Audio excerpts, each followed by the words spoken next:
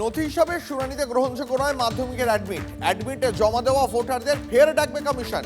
অ্যাডমিটের বদলে অন্য নথি জমা দিতে হবে কমিশনে। এই মুহূর্তে আরো একটা বড় আপডেট নিয়ে, নথি হিসাবে শুনানিতে গ্রহণযোগ্য নয় মাধ্যমিকের অ্যাডমিটে জমা দেওয়া ভোটারদের ফের ডাকবে কমিশন। শ্রাবন্তী আমাদের প্রতিনিধি রয়েছেন আমাদের সঙ্গে। শ্রাবন্তী, নথি হিসাবে শুনানিতে মাধ্যমিকের অ্যাডমিট কার্ড গ্রহণযোগ্য নয়, এবার অ্যাডমিটে জমা দেওয়া ভোটারদের ফের ডাকবে কমিশন।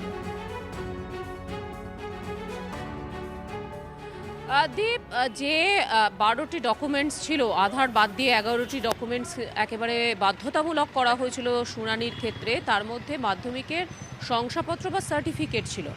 এখান থেকে প্রশ্ন তোলা হয়, এ রাজ্যে যেহেতু মাধ্যমিকের অ্যাডমিটে বয়স উল্লেখ থাকে, যে যাদের বার্থ সার্টিফিকেট নেই, বহু ক্ষেত্রে হতে পারে যে জন্ম শংসাপত্র নেই, সেক্ষেত্রে মাধ্যমিকের অ্যাডমিট গ্রহণযোগ্য। এবং এটা খুব স্বাভাবিক ব্যাপার যে এই মাধ্যমিকের অ্যাডমিট কার্ডটি দেখিয়ে বিভিন্ন অন্যান্য যে শংসাপত্র সেগুলো পাওয়া যায়, তাহলে এটা কেন বৈধ নয়, এই নিয়ে একটি চিঠি পাঠানো হয়েছিল সিইও দপ্তর থেকে।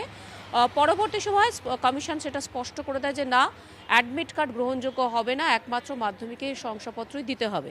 যখন এই চিঠি লেনদেন, সেটার পরে হিয়ারিং প্রায় 1 সপ্তাহ কেটে গেছে বা 2 সপ্তাহ কেটে গেছিল, অনেকের কাছ থেকেই ডিইও ইআরও এরা অ্যাডমিট কার্ডটি রেখে দিয়েছিলেন। অ্যাডমিট কার্ড শুধুমাত্র একটি শংসাপত্র হিসেবে তারা জমা রেখেছিলেন। কমিশনের এই সিদ্ধান্তের পরে সেটা জানিয়ে দেওয়া হয়েছে যে যারা শুধুমাত্র অ্যাডমিট কার্ড দিয়েছেন তাদেরকে আরেকবার ডাকা হবে।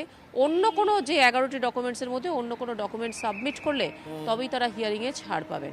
এটা নিয়ে অনেকেই প্রশ্ন তুলছেন যে অ্যাডমিট কার্ডে যেহেতু বয়স এতদিন পর্যন্ত গ্রহণযোগ্য ছিল, কমিশন হঠাৎ করে এই অ্যাডমিট কার্ডটা কেন বাতিল করে রাখছে তাদের যে 11টি ডকুমেন্টস সেখান থেকে।